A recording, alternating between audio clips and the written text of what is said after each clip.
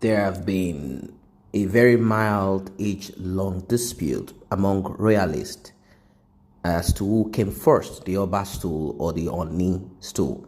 There are different views and historical research that has so flooded the media that it has only increased the confusion between these stools. The Oba of Benin, or let's say Benin, of course it's called Edo State, from some other historical, analysis and facts that are out there, it is even said that the people in Onitsha came from they came from Benin. They belong to one of the royalties there, that they were children of one of the princes there, that they are from Benin Kingdom, the people in Onitsha, present day Onitsha. And there is a story of how someone from Ife came down to Benin and did all of that. So a lot of mixed up story. Did the person come there to help them, govern them, and help them fight war? Or how is that? How is it that there are certain things that are not part of the Yoruba culture, but they are that of the Benin people, and yet there is this thing about if they are connected or not. So far, it has moved from being based on historical truths and now more about ethnic bias and polarity. Well, so on this fateful day, the Oba of Egbaland, I'm talking of February 2016, the highest stool in Abeokuta, while receiving the Onni of Ife, declared a ranking of Obas in Yoruba land that was rather absurd. In his ranking, he listed Onni as number 1, the Alafin of Oyo as number 2, and guess what? Guess who was placed at number 3? The Oba of Benin was placed at number 3, with the Alake himself at number 4. This was met with sharp reaction from the Benin traditional stool. They claim that their own king is the firstborn and all of that. But, whatever it is anyway, after all, they are all ceremonial kings. They have no power. When I say have no power, meaning politician can unseat them. Any politician that feels that he is ready for them can unseat them. They said, the politician will be cursed. The politician, some guards in their land will come after the politician. All of those things might be possible, and those things might not necessarily work. I'll tell you why. Gone are those days that politicians are those technocrats. They are not anymore. Politicians right now, some of them have nothing in their head. They are only thugs, and they have gone to seek powers from some very dark places, and they are ready to stand. They are ready to go to India and collect more of it to stand any king. So let's leave that aside. That is not the important thing. We are not saying governors should start having issues with kings. Monarchs have issues with governors and all of that. What we are even asking for is for these monarchs to get out of their coward position and speak truth to power and stand for the people, and not just open their palaces whenever a politician is coming and they collect cash. Anyway, now, is Oba, O-B-A, a Yoruba title? First of all, Oba of Benin has nothing to do with Yoruba land. In fact, the classification is unnecessary. It's simply to stir up unnecessary controversy. The word Oba, they say, is alien to Yoruba land from time immemorial. The Oba of Lagos, in a recent addition to the title, in the 50s, the traditional stool was called Eleko of Eko. Ibadan was called Olu. Abeokuta was called Alake, Oyo, Alafin. In 1942, the Western Regional Conference of Traditional Rulers held in Benin City. At that meeting, there was no other monarch in the Western region that bore the title OBA except the Oba of Benin. By Benin traditional history, Onni was a son of Oba in the era of the Ogisos. Now, if you want to go research about the Ogisos and some other people claim that they owned the land, that the Benin monarchy took over from them and brought in some demons, guards, and buried it, and all of those. Well, that is on one side. The story of today is not strictly about Benin Kingdom, as of course you have different stories that you've been told by your parents or that you have read. Do not forget that because it is written and you read it, does not make it the truth or reality, as history could be lies that have been repeated several times and it becomes reality. Now, let's move further. He wandered off to another land and became a ruler there.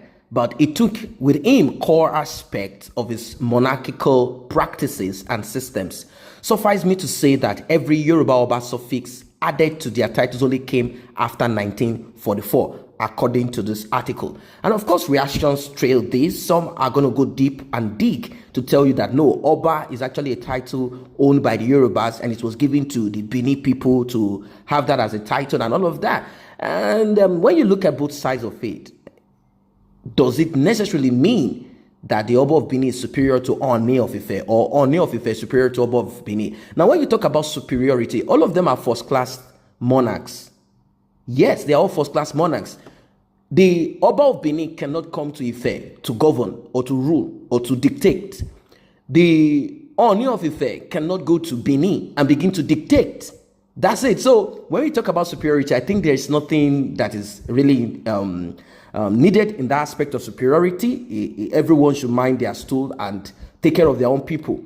And when you look at the Yoruba language, of course, they have different dialects, of course, too. They have different dialects. When you look at the language in Benin, I do not think that there's a Yoruba man that understands what a Benin person is saying. And I don't think that a Benin person understands what a Yoruba person is saying unless they've lived where Yoruba people exist and they hear the language. So how do you connect people together who they do not even share? It's not the issue of dialect. Like you talk about an Ibadan man, you talk of an Egba man, you talk of Ijebu man, you talk about Ondo man, Ekiti man, and the rest of them. At least there is a kind of, when they speak, there is still a way that people around them can connect, but that of Benin is totally out of the question. It's totally out of the question. It's just not possible. So if you're a Yoruba person from any of the Yoruba states, if you understand Benin language like normally and you say, no, I understand what they're saying, they're also part of the Yorubas, then drop down in the comment section below. Now they said that there are some groups of people that are Yorubas in the Benin Kingdom, and there are people that are not. So that is on one side of it. Like I said, even when you come to Lagos State, it's said that during the war, the people in Eko, they weren't ready to fight any war. So what they did was to pay, like how they do now, they pay for mercenaries. And they called some of the mercenaries from Benin to come in and help them ward off whoever wanted to kind of invade them. And they paid them as mercenaries, like what we have today now, how politicians pay for one talk to help fight. So they paid them to fight. And of course, the war is not just 5 days. It's a war that stays for a very long time. And you know what it is. Sometimes they settle. They give them a particular portion to farm or to marry or to have children. And over time, what happens is that these people integrate in the society. Their languages begin to change. You don't find those ones that came to fight war settled in Lagos Island. You don't find them. You don't hear them speak Benin language. They took the Yoruba language there. They speak Yoruba language. They gave their children Yoruba names. And that is how they got wiped off. And that's it. So if one of them feels like, okay, my great-great-grandfather or ancestor said that there's one part in Benin or somewhere there that we need to go back to or whatever, it goes in there with the Yoruba name. And that's why you find mixtures of names that sound Yoruba, even though the person does not speak Yoruba. So you see someone answering, let's say something Femi or whatever, but the person cannot speak Yoruba. The person does not understand Yoruba. So it seems somehow from my own, or from what I'm seeing from comments here and there, it seems as if the Benin or Edo State, let's say Benin, they do not know where to bend to as the Igbos that are closer to them. I'm talking about the, Onitsha people and the rest of them. They cannot relate with them. They do not want to relate with them. So they have to find a common ground in between. Now, I'm going to read comments. one or two comments as regards this. What people are saying. Say Benin are not indigenous. Okay, I don't know what's been saying. Idigant from Yoruba, or rather did Yoruba Idigant from Edo back in 0012th century. Giso is the king of Benin. His first son migrated to Ile-Ife and became their leader. So I don't see how Ogiso in Ife, how they don't speak Benin language or something. I know that language changes over time, but I do not see that being true. I don't see that being true. People kind of repeat stories that are not truthful. They are not truthful anyway. This person went on to say that it is necessary for him to replace his late father, throne Ogiso. He was sent to come to take his father's throne as his first son back then, but instead he chose one of his sons to go to Benin Kingdom and take over. So they are simply saying the Benin people went down to Ife, and the one that went there now sent his son. So that's a lot of big sub story there anyway. Someone say, if this supremacy war will bring Nigeria out of the trouble in the country now, then fight over it till the war is won. But if the efforts in futility, because the two monarchs love and respect each other, and that's it. So I don't see anything so important about superiority or who has more. Everyone has his own kingdom to mind. Hopefully they can mind it in a way to break Nigeria apart and let us have a better life. Who cares about which monarch has more power or whatever? How does that power have anything, the superiority have anything to do with you? Even the history that they talk about, yes, it's good to look at history and learn history if it is true. But at the end of the day, it does not add value to anyone's life. So you might drop your comments in the section below.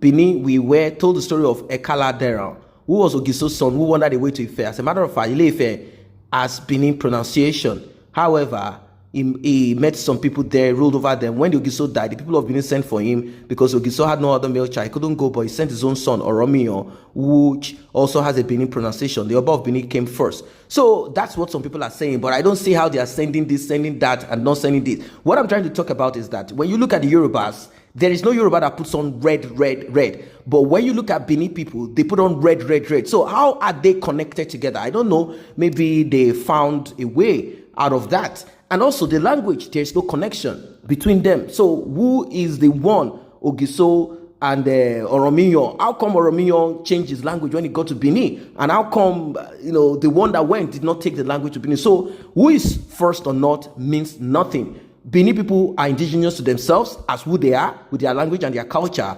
And Ife or the other Yorubas, Egba, Alake and the rest, they are also indigenous to themselves, and there is no connection. That's my own opinion, but if you think otherwise, drop it in the comment section below.